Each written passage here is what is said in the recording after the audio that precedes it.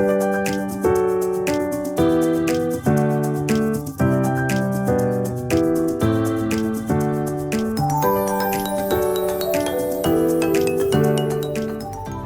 how are you doing today? Doing pretty good. So we're Grain Honey Bake Shop. We're a sourdough bread bakery based out of Springfield.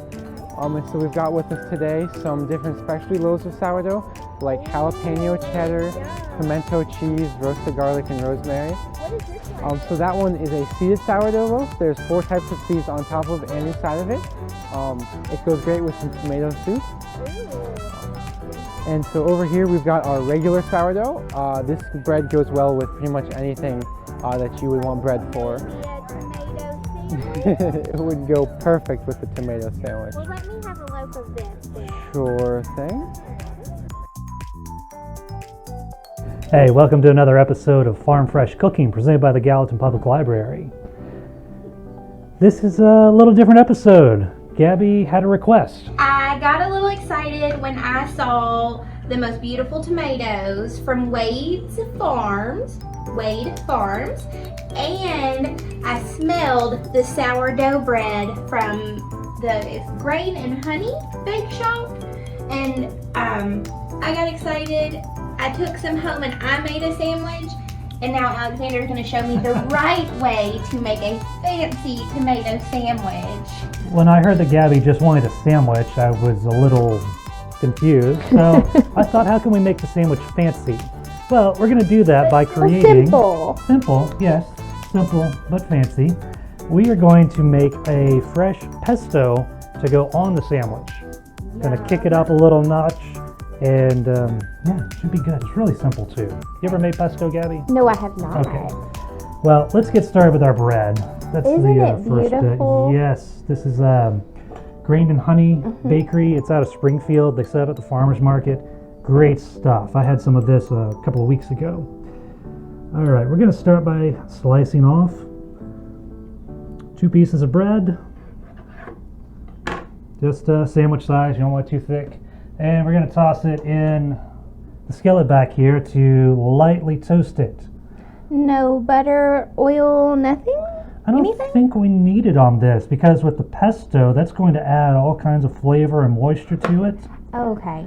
And we are only going to toast this bread on one side. We are not going to flip it while it is toasting. And we really need to buy a bread knife for the library.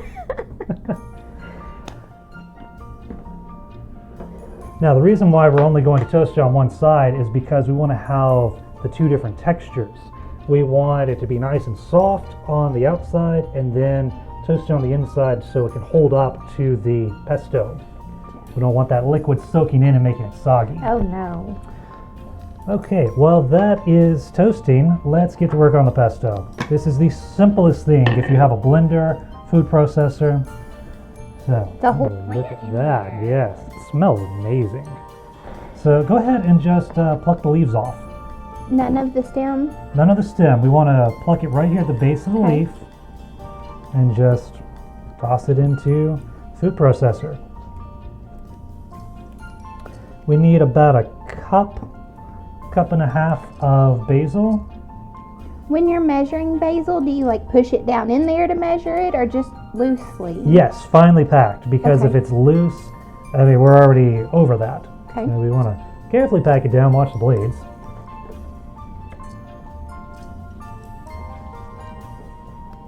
Man, it smells good. Your fingers are going to smell amazing for the rest of the day. That's wonderful. But make sure you get all the stems off. We don't want any of that in our pesto. Little baby leaves. All right, that's good enough. That'll get us started. So now, next ingredient we need, olive oil. We want to add about a half cup of olive oil. You're using olive oil in this one. Yes, we are using the extra virgin olive oil. Rachel Ray would be so proud of I you. don't care. No, we want to use extra virgin olive oil in this because we want the flavor of it. Okay. It's the traditional Italian way of making pesto. Next, we have pine nuts. This is a traditional nut to go into a pesto. If you don't have pine nuts, can't find them, They were hard to find. it's not the most common ingredient around here. You can use walnuts instead. You can use pecans if you want to. I like those in just about anything. Good. And we're going to put a nice heaping tablespoon of garlic in there. As you should. Oh yeah. And then a little cheese.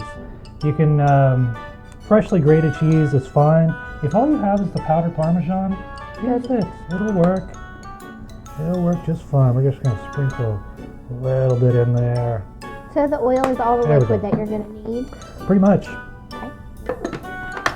Lid on, and we want to pulse it a little bit. You can see it coming together already. Yeah. Now, you want to make sure you don't do this too much. We don't want to liquefy it. We want it to have, A little. here, James, take a look in there. We want it to have some chunks to it. Okay. That's what a traditional pesto is. Normally, they would use a mortar and pestle and spend half an hour grinding it together. And so you end up with something about like this. I'm going to give it one more. There we go. And that's that. All right. So, next step, we are ready to begin our sandwich assembly. Because, yeah, that bread is lightly toasted. That's what we want.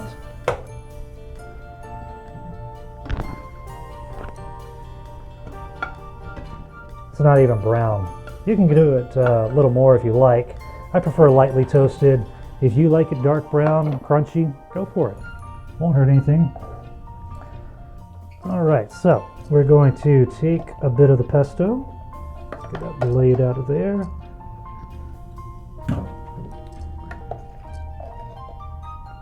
I'm just going to put it on both sides of the bread.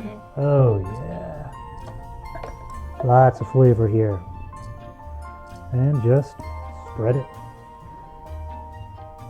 This will upgrade your sandwich quite a bit over the standard mayonnaise or mustard. Mustard. Hey. That is not a southern way to make a tomato sandwich. Well, not a tomato sandwich, but sandwich in general. There we go. You can add a little more if you want, a little less, up to you. Now, next thing we need, a little bit of bacon. We've already cooked this. So we're just gonna take a couple of pieces, break them in half, layer them on there. And now, the tomato. Beautiful tomato. Yes. Now for tomato, a serrated knife works very well, or if you keep your paring knife extremely sharp, it'll cut right through. So we want some nice thick slices of tomato for our sandwich. Isn't it beautiful? It really is. I can smell it from over here. Well, and I love all the color. You know, summertime, we think of a garden and all the color that comes from it. There we go. We're just going to layer some tomatoes on there. If you have some provolone cheese on hand, that's really good on there too. You can add whatever you like. And then we can cut our sandwich. All right. And there we have it. This is super quick, simple, but plenty of flavor in that. Okay. All right, try Gabby, that you've been waiting for that all flavor. weekend. Yes, I have.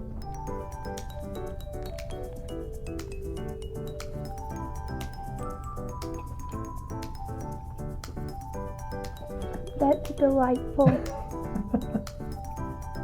You really showed off today, Alexander. Well, thank you. I hope you enjoy it. Oh, All right, simple summertime tomato sandwich with fresh pesto. If you don't use all the pesto, keep it. You can use this for so many other things. Make some pasta for dinner. Throw it on some scrambled eggs for breakfast. You've got all kinds of options with this. about how long will that last? Well, depends on how hungry you are. What about in the refrigerator? In the refrigerator, day or two. Okay. Honestly, I've never had it stay in the refrigerator for more than about a day. All right, enjoy. I wish I could say that I was going to share this with y'all. We understand, that's okay. Holy cow. Okay, I'll share a little bit. Alexander, thank you. You're welcome.